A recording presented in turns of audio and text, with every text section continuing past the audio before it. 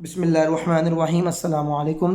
Second year Urdu کا new بک new syllabus آپ کے ساتھ شیئر کر رہے ہیں الحمدللہ۔ پہلے 4 چیپٹر میں آلریڈی جو ہے نا آپ کے ساتھ شیئر کر چکا ہوں۔ چینل پر ساری ڈیٹیل ویڈیو موجود ہے، خلاصے تشریحات، سیاق و سباق، ہجرت حبشہ ماجد۔ آج ہم چیپٹر پڑھیں گے مشتاق احمد یوسفی کا کافی۔ تھوڑے مزاحیہ ایک مصنف تھے اور مزاح ہوتا ہے ان کی تحریروں کے اندر، تو یہ کافی کے اندر بھی انہوں نے نا کافی کو ایک طنزیہ انداز کے اندر نا لیا کہ کافی کے بارے میں کہا جاتا ہے کہ بڑی یہ انٹلیکچوئلس کی جو ہے نا یہ ایک مشروب ہے کہ بڑے لوگ انٹلیکچوئلزم کے اندر جو ہے نا وہ اپنی باتیں کرتے ہیں کافی کے سپ لیتے ہوئے نا، تو کافی پہ ٹونٹ مارا انہوں نے بیسیکلی۔ اچھا یہ کوئی چائے کے بھی شدائی نہیں ہے، چائے کو بھی اچھا نہیں سمجھتے ہیں، لیکن ذرا کافی کے اوپر نا انہوں نے ٹونٹ کیا ہے، تو ہم ذرا ریڈنگ کرتے ہیں، مزہ آئے گا آپ کو، ہمارے ساتھ ساتھ رہیے، چینل کو لازمی سبسکرائب کر لیجیے انشاءاللہ تعالیٰ۔ جس طرح فرسٹ ایئر کے اندر پورا کنٹینٹ آپ کے ساتھ شیئر کیا تھا، سیکنڈ ایئر کے اندر بھی پورا کنٹینٹ آپ کے ساتھ شیئر ہوگا۔ کافی میں نے سوال کیا آپ کافی کیوں پیتے؟ اب مصنف کہتے ہیں، انہوں نے جواب دیا آپ کیوں نہیں پیتے؟ مجھے اس میں سگار کی سی بو آتی ہے۔ مصنف نے کہا مجھے اس میں سگار کی بو آتی ہے۔ اگر آپ کا اشارہ اس کی سوندھی سوندھی خوشبو کی طرف ہے تو یہ آپ کی قوت شامہ کی کوتاہی ہے۔ قوت شامہ کہتے ہیں کہ آپ کی سونگھنے کی جو حصہ ہے نا اس کا مسئلہ ہے کہ وہ اتنی خوبصورت چیز کو ایبزورب نہیں کر رہی، یعنی کہ مصنف نے جواب دی کہ بھائی مجھے اس میں سگار کی بو آتی ہے، تو اس نے کہا تیری بھائی سونگھنے کی حصی بکار ہے۔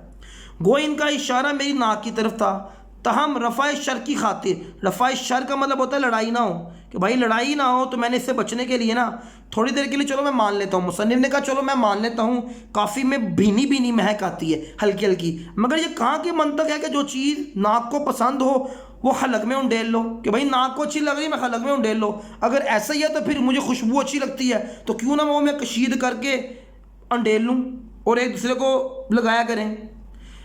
تڑپ کر بولے صاحب میں معقولات کا دخل جائز نہیں سمجھتا۔ معقولات میں معقول کا مطلب ہوتا ہے، یہ معقولات کا مطلب ہے کہ فضول چیزوں کے اندر معقولات جو جائز چیزیں ہیں ان کا دخل جائز ہی سمجھتا۔ آپ مثال ہی بڑی غلط دے رہے ہیں۔ وہ کہتا جی آپ مثال ہی بہت غلط دے رہے ہیں۔ اچھا تو اس نے کہا کہ یہ تو میں اس کو جائز ہی سمجھتا جو آپ جواب دے رہے ہیں، تا وقت کے اس گھپلے کی اصل وجہ تلفظ کی مجبوری نہ ہو۔ کافی کی مہک سے لطف اندوز ہونے کے لیے ایک تربیت یافتہ ذوق کی ضرورت ہے۔ یہی سوندھا پن اگر لگی ہوئی کھیر اور دھنکارے رائتے میں ہوتا ہے، اس نے کہا یہی سوندھا پن تو کھیر میں بھی ہوتا ہے۔ میں نے کہا مجھے تو دونوں ہی بوڑھے لگتے ہیں، متلی آتی ہے۔ تعجب ہے، یوپی میں اتر پردیش میں تو شرفا بڑی رغبت سے کھاتے ہیں، میں نے اسی بنا پر ہندوستان چھوڑا۔ چراندے ہو کر کہنے لگے، یعنی غصے میں چڑ کر آپ قائل ہو جاتے ہیں تو کج بخسی کرنے لگتے ہیں، کج بحثی، کہ بھائی میں اگر آپ کو ایک مثال دیتا ہوں تو آپ آگے سے بحث کرتے ہیں۔ جواباً عرض کیا گرم ممالک میں بحث کا آغاز صحیح معنوں میں قائل ہونے کے بعد ہی ہوتا ہے، یعنی آپ قائل ہونے کے بعد بحث کرتے ہیں۔ دانستہ دل آزاری ہمارے مشروب میں گناہ ہے، اگرچہ یہ سچ ہے کافی خوش ذائقہ ہوتی ہے تو کسی بچے کو بلا کر ٹیسٹ کروا لیتے ہیں۔ میں نے کہا جھلا کر بولے آپ معصوم بچوں کو بحث میں کیوں گھسیٹتے ہیں؟ میں بھی الجھ گیا، آپ لوگ ہمیشہ بچوں سے پہلے لفظ معصوم کیوں لگاتے ہیں؟ کیا اس کا یہ مطلب ہے کہ کچھ بچے گناہ گار بھی ہوتے ہیں؟ خیر آپ کو بچوں پر اعتراض ہے تو بلی کو بلا لیتے ہیں، بلی کیوں بکری کیوں نہیں؟ میں نے کہا بلی اس لیے کہ جہاں تک پینے کی چیزوں کا تعلق ہے بلیاں اور بچے بوڑھے بلے کی کہیں تمیز رکھتے ہیں، بکری کو کیا پتہ تمیز کیا ہوتی ہے؟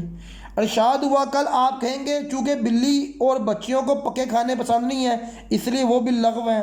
میں نے انہیں یقین دلایا میں ہرگز نہیں کہہ سکتا، پکے راگ انہی کی ایجاد ہے۔ آپ نے بچوں کا رونا اور بلیوں کا لڑنا نہیں سنا، وہ پکے ہوئے کھانے پسند کرتے ہیں۔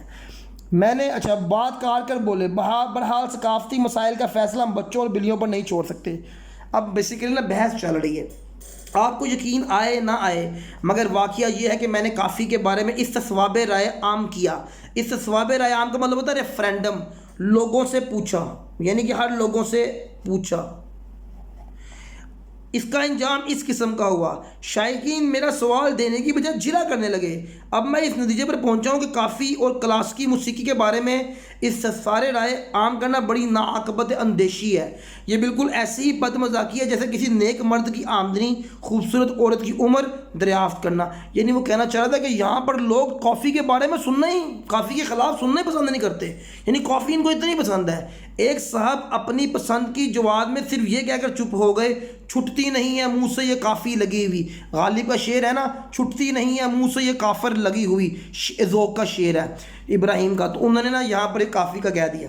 بعض احباب تو اس سوال سے چراغ پا غصہ کر جاتے ہیں، ذاتیات پر اتر آتے ہیں. میں یہ نہیں کہتا کہ وہ جھوٹے الزام لگاتے ہیں. ایمان کی بات یہ ہے کہ جھوٹے الزام کو سمجھدار آدمی نہایت اعتماد سے ہنس کر ٹال دیتا ہے، مگر سچے الزام پر تن بدن میں آگ لگ جاتی ہے.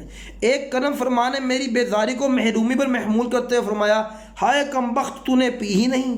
یعنی انہوں نے کہا کہ ہائے کمبخت تو نے کافی نہیں پی، وہ تو اتنی بڑی نعمت سے محروم ہے ابھی تک. ان کی خدمت میں خلفیہ عرض کروں، 20 گیلن کافی پینے کے بعد میں یہ سوال کر رہا ہوں. دوسرے صاحب نے ذرا کھل کر پوچھا، کہیں کافی سے چر اس لیے تو نہیں کہ معدے میں السر ہے جس کو 2 سال سے لیے پھر رہا ہوں اور جو کافی کی تذابیت سے جل اٹھتے ہیں؟ میں نے نہایت تشخیصناک نظروں سے گھوڑا. اس تصواب رائے عامہ کا حشر آپ دیکھ چکے، اب مجھے اپنے تاثر پیش کرنے کی اجازت دیجیے. میرا ایمان ہے کہ قدرت کے کارخانے میں کوئی شے بیکار نہیں. انسان غور و فکر کی عادت ڈالے تو ہر بڑی چیز میں کوئی نہ کوئی خوبی ضرور نکلتی ہے. مثال کے طور پہ حقے کو لے لیں. بزرگوں سے سنا ہے کہ حقہ پینے سے تفرقات پاس نہیں بڑھتے. سوچیں، تفرقات کا مطلب ہوتا ہے سوچیں، پریشانیاں. بلکہ میں تو یہ عرض کروں گا، اگر تمباکو خراب ہو تو تفرقات پر ہی کیا موقوف ہے، کوئی بھی پاس نہیں بڑھتا. اگر تمباکو خراب ہو جائے تو پھر تو آپ کے پاس کوئی بھی نہیں آئے گا.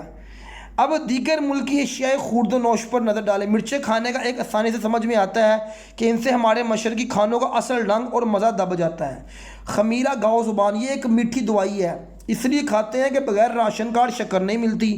جو شاندہ اس لیے پیتے ہیں کہ یہ ایک ملکی صنعت کو فروغ ہوتا ہے، بلکہ نفس امارہ جو برائی کی طرف لوگوں کو جو ہے نا وہ کرتا ہے. یعنی یہاں پر بھی طنز یہ، ہم جوشاندے بھائی اس لیے پیتے ہیں کہ ذرا اندر جو ہے نا وہ زور ٹوٹے. شلغم اس لیے زہر مار کرتے ہیں، اس میں وٹامن ہوتے ہیں، وٹامن. لیکن جدید ریسرچ نے ثابت کر دیا کافی میں سوائے کافی کچھ نہیں ہوتا. یہی اس کی سب سے بڑی خوبی ہے.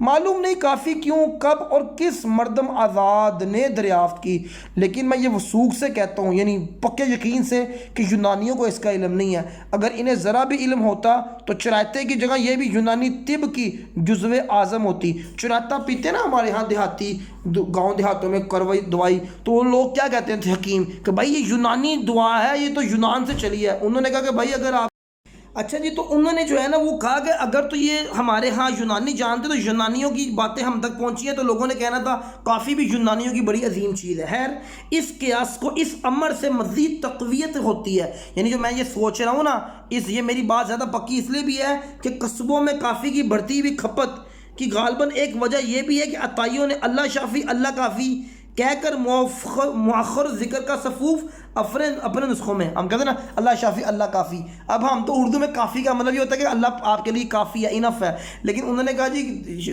جو عطائی ہیں، جو آدھے ڈاکٹر ہیں، ان کو لگا یہ اللہ کافی جو ہے نا یہ کافی والی کافی ہے، تو دوائیوں میں لکھ کر دیتے جاتے ہیں. سنا ہے کہ چائے کے بڑے خوبصورت باغ ہوتے ہیں.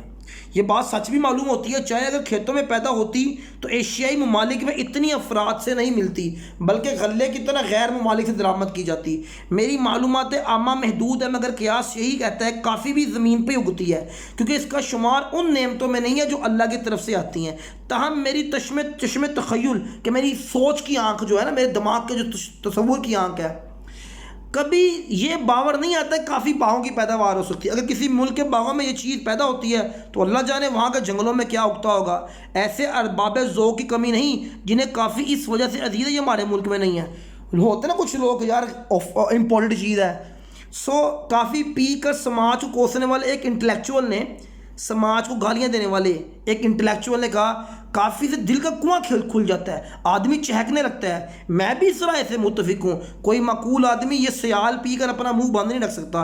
ان کا دعویٰ بھی غلط نہیں معلوم ہوتا. کافی پینے سے بدن میں چستی آتی ہے، جبھی تو لوگ دوڑ کافی پیتے ہیں اور گھنٹوں وہی بیٹھے رہتے ہیں، یعنی دوڑ کر جاتے ہیں کافی ہاؤس کے اندر.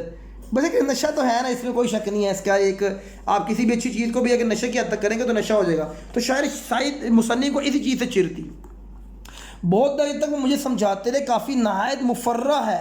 مفرح کا مطلب ہوتا ہے کہ بڑی بہترین چیز ہے، دماغ کو روشن کرتی ہے، فرحت بخشتی ہے. اس کے ثبوت میں انہوں نے اپنی مثال دی. ابھی کل کا واقعہ ہے، میں دفتر سے گھر پہنچا، بیگم بڑی میری مزاج دان ہے، فوری کافی ٹی پوٹ لا کر سامنے رکھ دی. میں ذرا چکرایا، پھر کیا ہوا؟ میں نے بڑے اشتیاق سے پوچھا. میں نے دودھ دان میں سے کریم نکالی. میں نے پوچھا شکر دان میں سے کیا نکلا. शक्कर ही निकली, क्या हाथी घोड़े निकलेंगे, मुझे गुस्सा तो बड़ा है मगर काफ़ी की घूंट पी कर रह गया। यहाँ पर उसे कहा था गुस्से की घूंट पी कर रह गया, लेकिन काफ़ी की घूंट उसने उसके साथ मिला दी। उम्दा काफ़ी बनाना भी कीमियागरी से कम नहीं, कीमियागरी यानी केमिस्ट्री से कम नहीं है। ये इसलिए कह रहा हूँ कि दोनों के मुतल्लिक सुनने में आया कि बस एक आँच की कसर रह गई थी, नहीं तो काफ़ी बड़ी कमाल की बननी थी।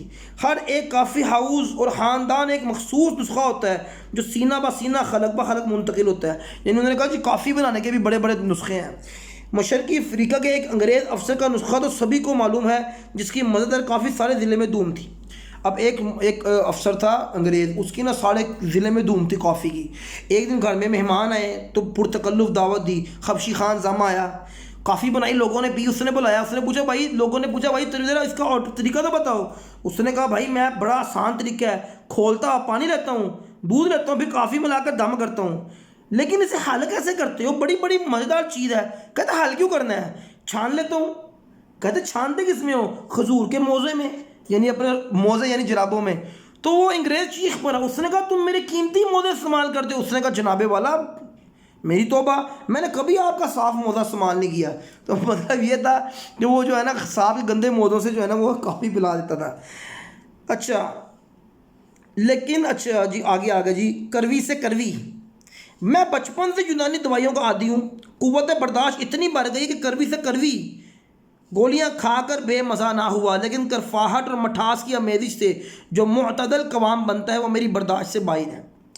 मतलब उन्होंने कहा कि मुझे करवाहट बहुत अच्छी है या मठास, लेकिन ये दरमियान की जो चीज़ है ये मुझे पसंद नहीं है। मेरी इंतहा पसंद तबीयत इस मीठे जहर की ताब नहीं ला सकती, लेकिन दिक्कत ही आन पड़ी है कि मैं मेज़बान के इसरार को अदावत और वो मेरे इनकार को तकल्लुफ़ पर महमूल करता है। लिहाजा जब वो मेरे कप में शक्कर डालते वक्त इखलाकन पूछते हैं 1 चम्मच या 2, तो मैं मजबूरन यही कहता हूँ मेरे लिए शक्करदान में काफ़ी के 2 चम्मच डाल दीजिए। यानी शायर को काफ़ी में बिल्कुल भी जो है ना कोई शगफ नहीं है।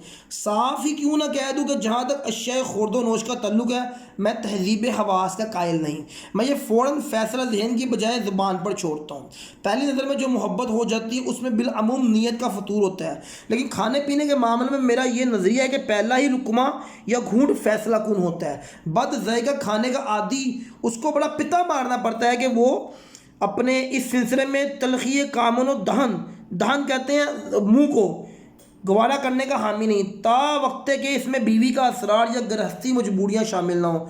बराबरी में हर काफ़ी पीने वाले को जनती समझता हूँ। मेरा अकीदा है कि जो लोग उम्र पर हंसी खुशी ये अजाब झीलते हैं इन पर दोज़म हराम है। काफ़ी अमेरिका की काफ़ी अमेरिका का कौमी मशरूब है। मैं इस बहस में नहीं उलझता अमेरिकी कल्चर काफ़ी के ज़ोर पर फैला या काफ़ी कल्चर के ज़ोर से राइज हुई। ये बाइना ऐसा सवाल है जैसे कोई बेअदब पूछे गुबार खातिर चाय की, गुबार खातिर जो है ना वो किताब का नाम है, चाय की वजह से मकबूल हुई या गुबार खातिर के बाइस चाय।